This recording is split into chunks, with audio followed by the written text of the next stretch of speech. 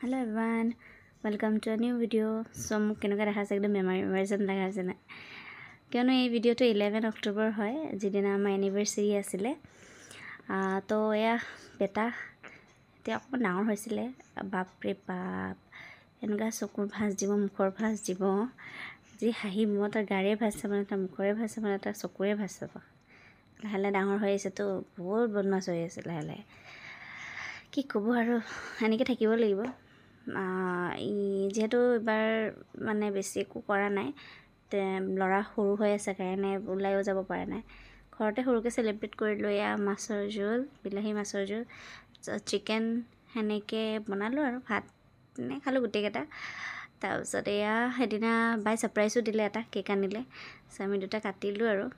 মোৰ মানুহজনে যে কেক কাটিব একদম টান পায় কিবাকৈ যে টানি মানি আনিব লাগে কেক কাটিবলৈ দুটা বছৰ পাৰ কৰিলোঁ আশা কৰিছোঁ যেন আগন্তুক বছৰলৈকে সদায় আমি হাঁহি ধেমালি কৰি থাকোঁ